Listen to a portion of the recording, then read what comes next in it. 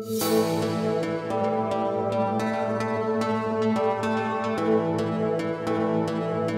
sa mga pangunahing pangangailangan ng bawat Pilipino ang pagkakaroon ng sariling bahay.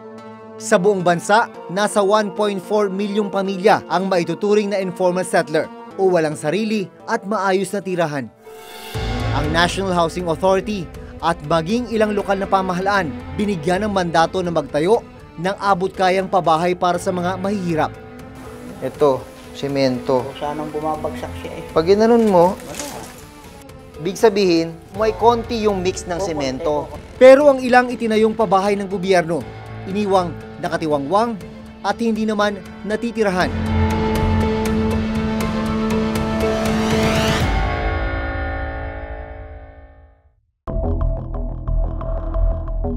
Sa bayan ng Pavia sa Iloilo City, matatagpuan ang isang housing project para sa mga empleyado ng Iloilo City Hall.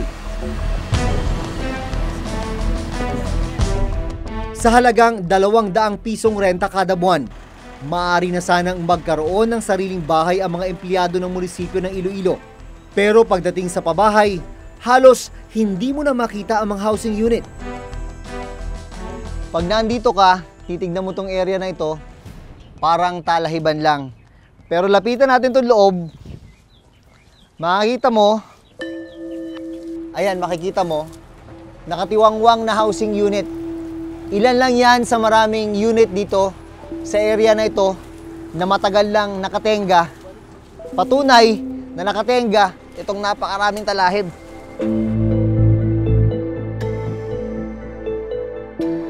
Ilang hayop rin gaya ng kambing ang nakita sa pabahay. Ang ilang unit naging target na ng vandalismo, habang ang iba tinubuan na ng damo at puno. Base rito sa plano na nakuha ng reporter's notebook, 413 units yung dapat itatayo. Ang nagastos na rito, nasa halos 90 million pesos. Makailang ulit na sinilip ng Commission on Audit ang Iloilo City Employees Housing Project. Base sa audit ng COA, taong 2001, nang simulang ipatayo ng local government ng Iloilo City ang pabahay. Pero hindi ito natapos noong 2002 dahil sa alegasyon ng anomalya at substandard na material. Ibig sabihin, mahigit 15 taon na itong inabandona. 130 milyong piso ang inutang na pondo ng Iloilo City Government sa isang bangko. Mahigit 80 milyon ang aktual na pondong ipinahiram sa LGU. Base sa audit ng COA, umabot sa 62.6 milyong piso ang nagastos ng city government sa proyekto. Habang halos 24.8 milyong piso naman ang ibinayad na interes sa pautang. Wala ni isa sa mga housing unit ang napakinabangan. Ang isa daw sa pangunahing problema ng housing project na ito ay substandard yung mga materialis na ginamit. Meron pa daw mga pinto dati yan. May mga pinto, may mga bubong, pero dahil napabayaan nga, hindi nabantayan, pinagnanakaw ang mga pintuan, ang mga bubong. Well, yung vegetation na nakikita, yung mga halaman, no, maaring masira yung pundasyon ng bahay sa loob ng higit 15 taon. No? Napakatagal nun. At napansin ko rin base dito sa mga video, parang wala pang drainage o kalsada. So, most likely, masasaturate yung foundation, no? Yung pinutungtungan nung mga tahanan na to. Ayon sa kasalukuyang administrator ng Iloilo City, walang natapos na housing unit sa pabahay. Mayroon pong seryosong aligasyon na ang mga naturang bahay na itinayo ay itinayo hindi tugma sa kung anong plano nito at ginamitan ng very substandard materials. Bunsod ng mga aligasyon, hindi tinapos ng kontraktor ang konstruksyon ng proyekto. Sa kabila po ng seryosong attempt ng lungsod na ma-save ang summons, hindi po malocate ang lokasyon nitong Alexander Trinidad na siyang di umano ang may-ari ng Ace Builders and Enterprises. Pinuntahan namin ang nakasaad na address ng Ace Builders at Enterprise sa dokumentong aming nakuha. Pero bigo kaming matunton ang kumpanya. Yung hinahanap yung Vincent Lim Street, kung mapapansin nyo rito, walang ganong street.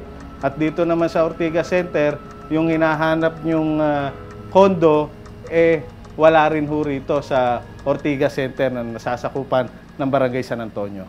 Kinasuhan sa Sandigan Bayan ang ilang opisyal ng Iloilo City, kabilang ang dalawang dating mayor ng lungsod. Sa former mayor natin, ang the first mayor ay nasa Sandigan Bayan na ho ngayon.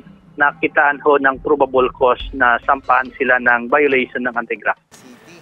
Kasama namin sa pag-iikot ng araw na yon, ang kapitan ng barangay kung saan nakatayo ang pabahay. Buti hindi naisipan ng mga taga rito sa inyo, yung mga walang tahanan na pasukin ito. Alam mo naman yun ang nangyayari sa may Luzon, di ba? Actually, nung una may attempt, pero napigilan to. Dahil iksido kami na mayroong nagplano na pasukin natin para may bahay tayo. So napigilan namin dahil mandated kami na sa barangay na wag padamihin yung mga squatter.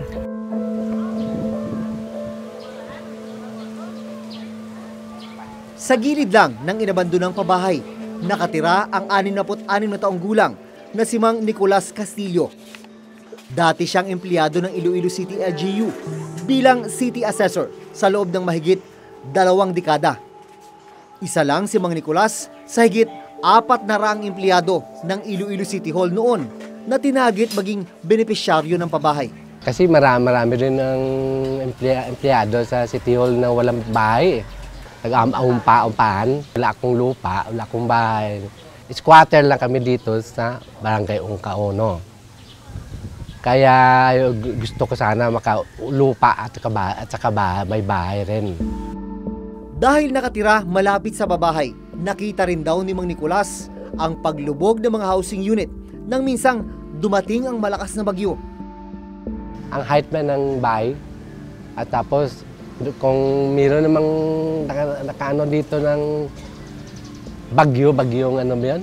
Kalate ng mga bahay, siguro nakalupog. Sa ngayon, nananatiling informal settler ang pamilya ni Mang Nicolas. Umaasa siyang isang araw, isa sila sa mabibigyan ng relokasyon ng gobyerno. Siyempre tatao rin kami. Pero ang ano namin, kung saan kami dadalhin. Kinuha namin ang panig ng dating alkalde ng Iloilo City na siyang nag-implement ng proyekto. Nais namin sanang malaman kung bakit hindi ito natapos. So far as Mayor Trenes is concerned, during his term, hindi naman ho nagpabaya dito si Mayor Trenes. All of the procedures na dapat ho gawin, sinunod naman ho. Sinalulang naman to ng administration ni Mayor Trenes. So you have to follow naman ho kung ano yung mga nasa kontrata.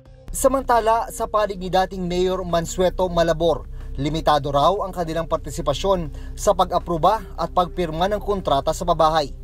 The participation of former Mayor Malabor is limited to the evaluation during his term na na-approve yung kontrata na yan. Tapos siya nag-sign ng kontrata. So his participation is limited to that. So whatever happened after that, wala na siyang personal knowledge.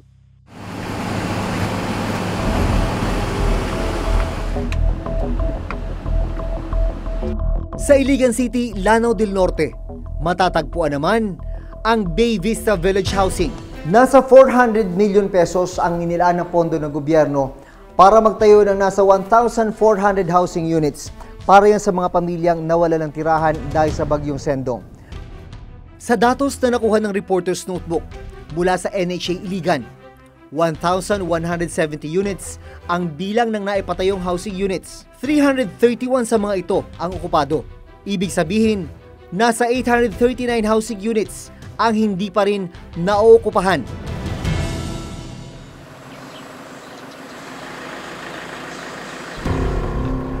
Nang puntahan namin ang mga unit na wala pang nakatira, nadatan namin ang ilan na wala pang mga pinto, bintana at linya ng kuryente. Ang ilan may mga bitak na sa mga pader. Ang isang unit na ito, pinasok na ng lupa dulot ng malakas na pag-ulan. Ipinatayo ang Iligan Bay Vista Village sa ilalim ng National Housing Authority o NHA. Ibig sabihin, Sila ang nag-implement ng proyekto. Sa gitna ng aming pag-iikot, nakilala namin ang isa sa mga residente ng pabahay na si Liza.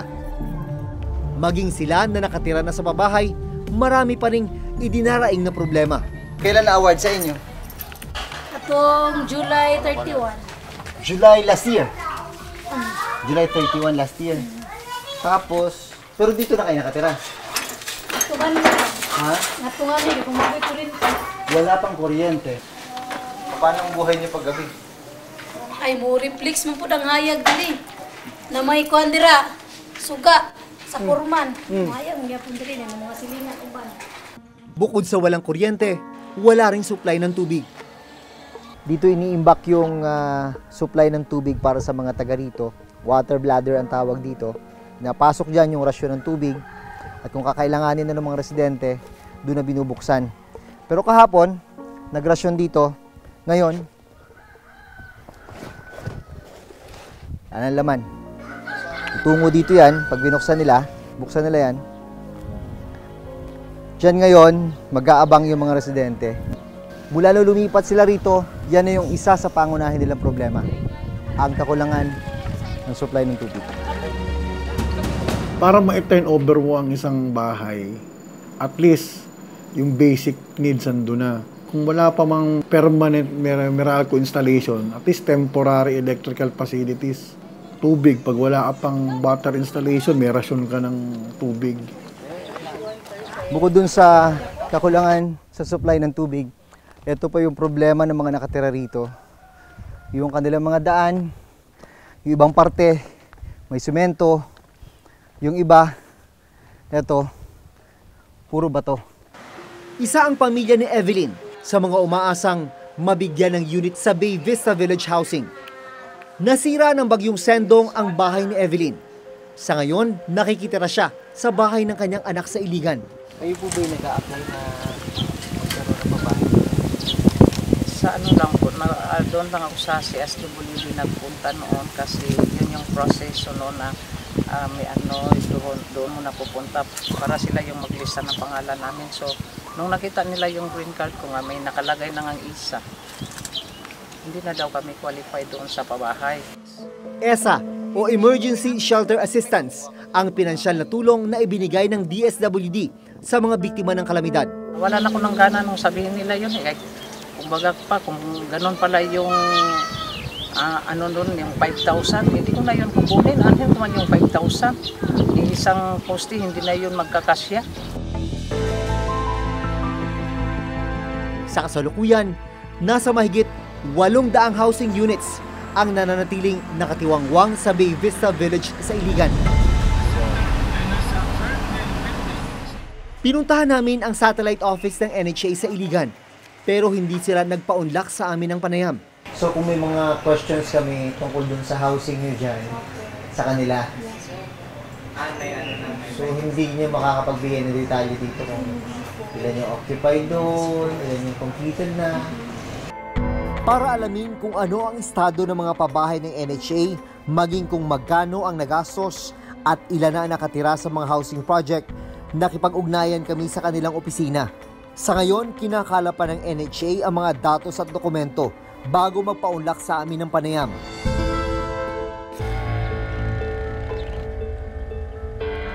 Pero hindi lang sa Iloilo City at Iligan City, may mga pabahay na hindi napapakinabangan. Sa pag-iikot ng Reporter's Notebook, natuklasan namin na ang ilan sa mga housing project ng NHA para sa mga low-salaried uniform personnel nakatiwangwang, imbis na pinakikinabangan. Kuryente, problema. Ang banyo nila, oh. Parang walang kalaman-laman na simento. Ito, oh. Bakal. Walang dugtong. Eh, babagsak at babagsak talaga. Kaya ito, oh, nagkabagsakan na yung mga simento. Ito, simento. Sanang bumabagsak siya eh. Pag ginanon mo, big sabihin, May may konti yung mix ng simento. Sa report na inilabas ng Commission on Audit noong December 2016, isa itong Seabreeze Residences dito sa Ibaan, Batangas sa kanilang sinilip. 1,109 units ang itinayo dito para sa mga pulis at sa mga sundalo. Hanggang ngayon, ni isa, wala pa rin nakatira dito.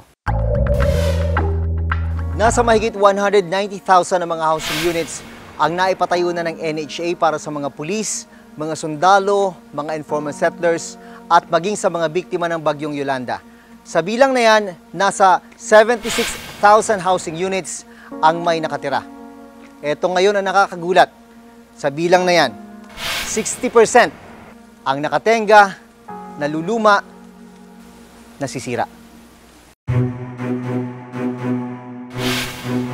11 na housing projects ng NHA sa buong bansa ang nasilip ng COA na walang nakatira. 4 na housing projects naman ang nakitaan na ng pagkasira at pagkaluma ng mga housing unit. If you develop somewhere, is beyond those accessible distance from the employment ng mga tao, waste of money talaga yan. Walang titira. Bakit ang dami nakatenga? Ba't ang dami hindi okupado kung ganun? With respect to the AFP-PNP housing, no, isa-isahin natin yon. Kadalasan ang naging dahilan nila ay napakaliit yung sukat. Pag sinabi nating affordability, ang mga beneficiaries kasi, they're classified as low salary. So ito yung affordable housing para sa kanila. So our designs, the sizes are also dictated by the budget. And then, may mga nagsabi na malayo na sa kanilang mga assignments. We left it to the AFP-PNP Housing Board yung responsibility of identifying and screening the beneficiaries. Aagarin natin ang dapat. Isang taon na ang nakararaan ng maging laman ng balita ang ginawang paglusob at puwersahang pag-okupa ng halos 5,000 miyembro ng grupong Kadamay. 6 na resettlement areas ang inokupahan dito pa lang sa Pandi, Bulacan. Kabilang na rito itong Pandi 3 residences at itong nasa may harapan ko naman ang Pandi 2 residences. Sinasabi ng Kadamay na mahigit 5,000 unit na ang kanilang naokupahan. Ang itinurong dahilan ng grupo sa ginawang paglusob ang matagal ng pagkatiwangwang ng mga pabahay. Ang sinasabi ng National Housing Authority na meron silang aplikanting 49,000 na aming inagawan o ng Kadamay, malaking kasinungalingan. Pinaglalaban namin ay di magkaroon ng bahay, magkaroon ng libre at pangmasang pabahay ang mga maralita. Ayon sa NHA, meron ng mga benepisyaryong pinaglalaanan ng mga ito. So yung inokupahan nila po ay para sa iba pang hindi inililikas mula sa danger areas na kasama sa 60,000. Yung iba naman pong inokupahan, kasi 2 programa yung pabahay na inokupahan nila eh. At yung iba pa ay yung AFP-PNP housing. Yung inagaw ng Kadamay, sabi ko, ano lang din. Total, Pilipino man rin yan. So, ibigay mo na lang sa kanila. Total, maliit yun. Inaagaw na rin nila. Bigyan ko lang kayo ng bago na mas malaki.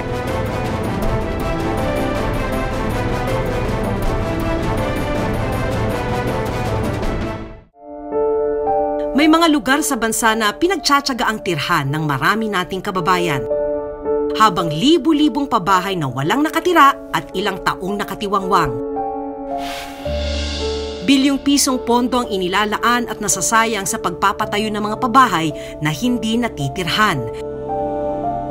Sa huli, dapat na magbantay ang publiko kung paano at saan ginagamit ng gobyerno ang kaban ng bayan. Pondong dapat pinakikinabangan ng publiko dahil pera natin ito. Dahil sabi mo nila, hanggang sa susunod na Huwebes, ako si Maki Pulido. Ako si Jun Veneracion at ito nakatala sa aming Reporter's Notebook.